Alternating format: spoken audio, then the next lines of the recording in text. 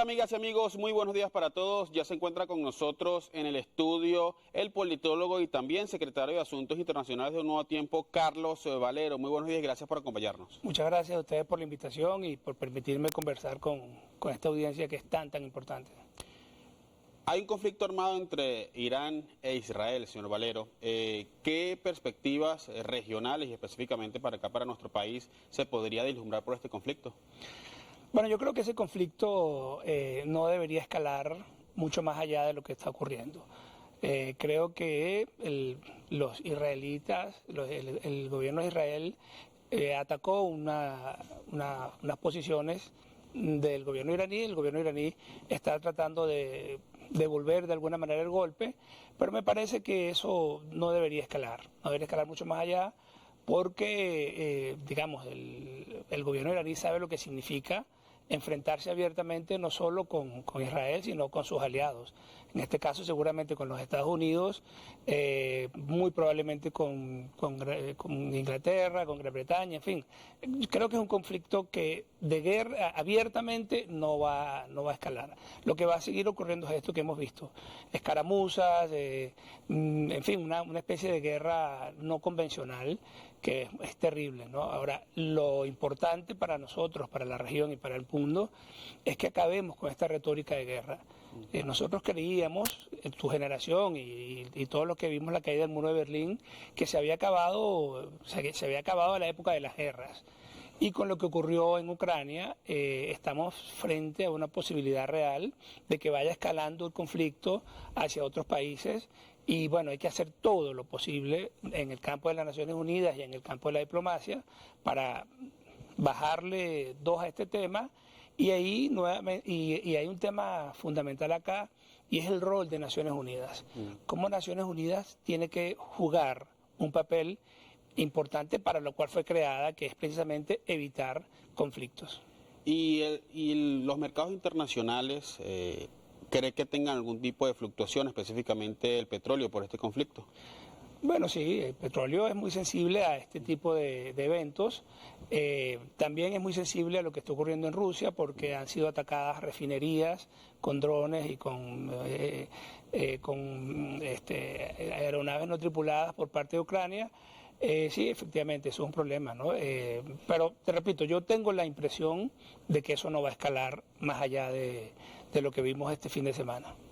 Ahora, a nivel nacional, señor Valero, partidos de la plataforma unitaria en el último fin de semana señalaron que pidieron una reunión con el gobernador del estado Zulia, Manuel Rosales. ¿Existió esta petición? ¿Llegó esta petición por parte de los sectores de la plataforma unitaria? Nosotros somos miembros activos de la plataforma. Nosotros solicitamos en distintas oportunidades reuniones de la plataforma y también reuniones de nuestro líder Manuel Rosales con María Corina Machado. Formalmente, hasta el día de ayer, no había una solicitud para que la reunión se efectuara el día domingo. Hubo un gran revuelo en redes, porque en teoría la reunión era ayer domingo y una de las partes, en este caso están acusando a nuestro líder Manuel Rosales de que no participó, de una especie de desaire, ¿no? Y eso no ocurrió.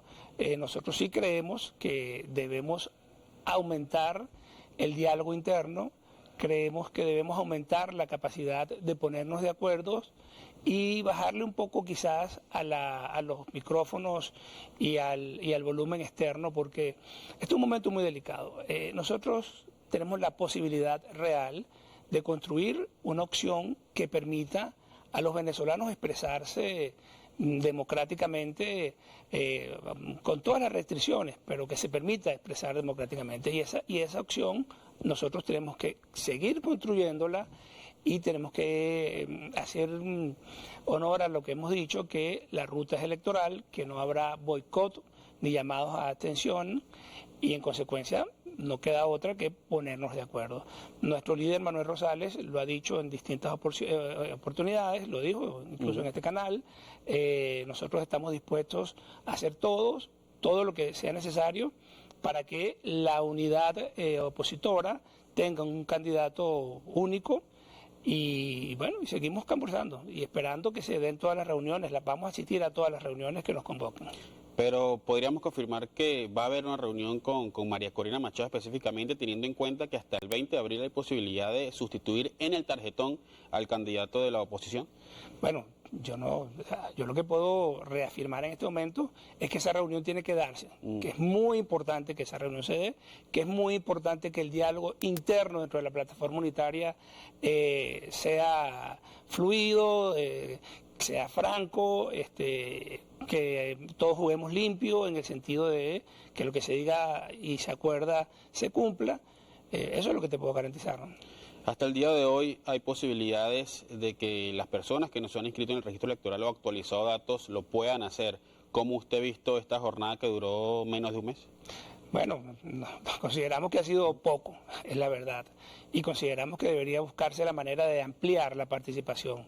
El llamado a todos los jóvenes y a todas aquellas personas que quieren reubicarse, que se mudaron, que antes vivían en algún estado y se vinieron a Caracas o viceversa, es que rápidamente actualicen su información, actualicen sus datos, a los jóvenes que se inscriban y bueno, y al CNE a que, bueno, lo importante es garantizar la participación. En consecuencia, si esos lapsos se aumentan, se amplían, sería ideal, ¿no? También vemos que en el exterior hubo como retrasos en este proceso. ¿Cuál es su opinión al respecto? Bueno, muy mal, muy grave. Muy grave. Entiendo que en algunos países se logró, que no ha sido todo lo masivo que debió haber sido. Y bueno, esto es parte de lo que hay que cambiar. Cuando nosotros, el 28 de julio, en la noche, el país conozca que hay un nuevo liderazgo frente al destino de la patria, bueno, en ese mismo momento todas esas cosas deben corregirse. Los derechos políticos no pueden ser cercenados, todo lo contrario, hay que ampliar los derechos políticos y nosotros tenemos que unificar a la familia venezolana.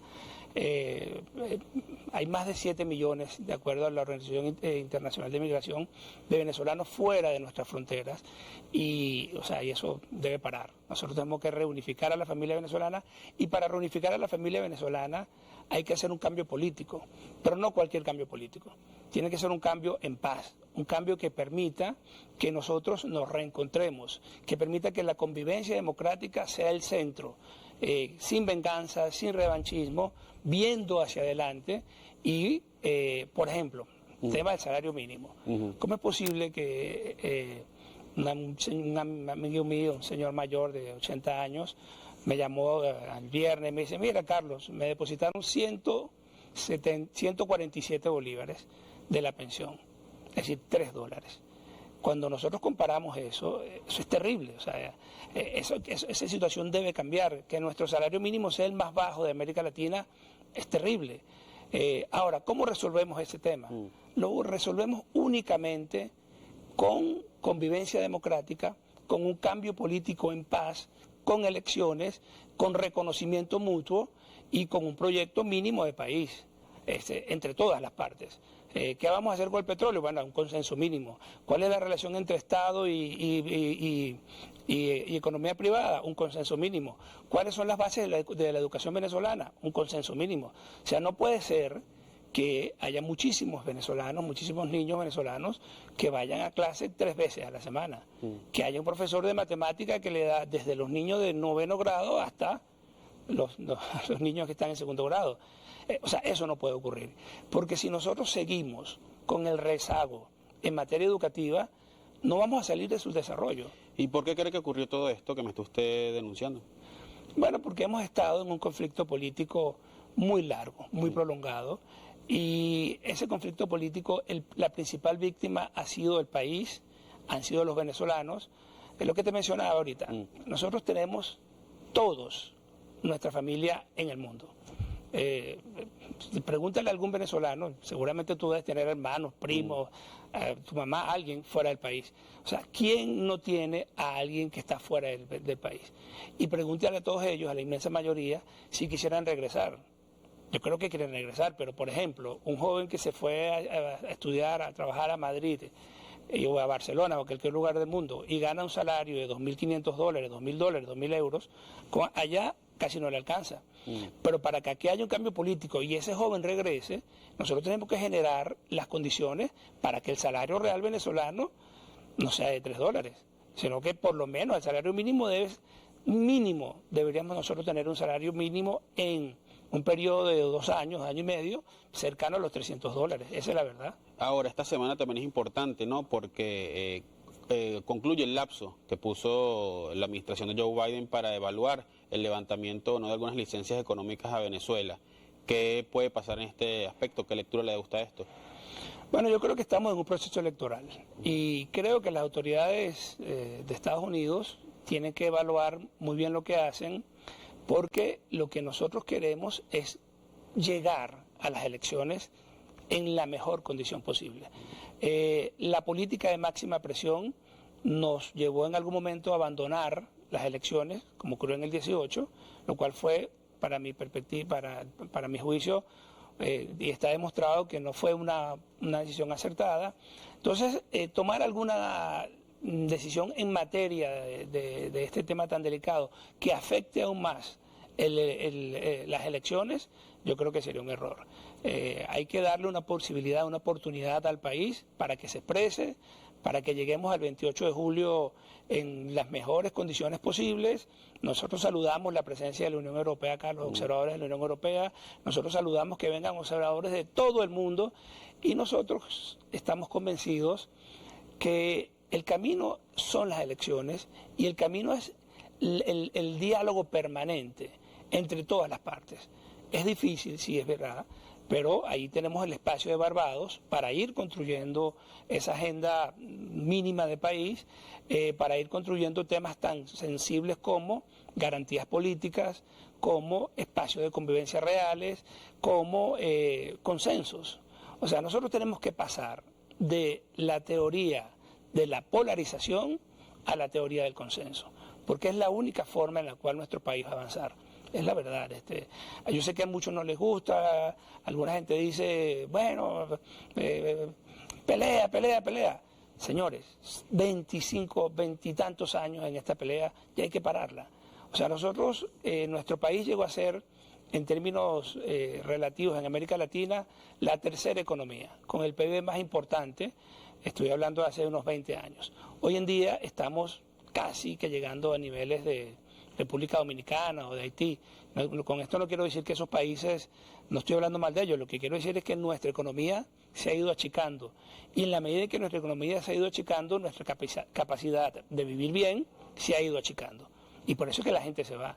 Sencillamente porque, bueno, o sea, no tienen capacidad de mantenerse, de generar progreso, de tener ilusión, de ser felices en este país. Entonces nosotros estamos obligados a devolverle a los venezolanos la esperanza en ser felices. Y eso solo lo vamos a lograr mediante elecciones y solo lo vamos a lograr disminuyendo el conflicto. Ya para cerrar, señor Carlos, ¿el acuerdo de Barbados para usted sigue vigente? El acuerdo de Barbados tiene que estar vigente. De hecho, estamos en el marco de unas elecciones en donde hay que recurrir permanentemente al acuerdo de Barbados. La comunidad internacional nos tiene que ayudar a que ese acuerdo cada día esté más vigente y bueno, efectivamente hay cosas que no se están cumpliendo, pero estamos en un conflicto político y el llamado nuestro es: vamos a retomar Barbados, vamos a retomar ese espacio y vamos a hablar no solo de elecciones, que es muy importante, pero también hablemos del país que le queremos, que necesitamos y que le vamos a dar a nuestros hijos, ¿no? Muchísimas gracias por su tiempo. No, gracias a ti por la invitación y espero me vuelvas a invitar. Bien, amigos, ya lo escuchaban, Carlos Valero, politólogo y también secretario de Asuntos Internacionales de Un Nuevo Tiempo. La invitación es a que sigan en sintonía de Noticias Venevisión y la emisión matutina de todos los días. Feliz jornada para todos.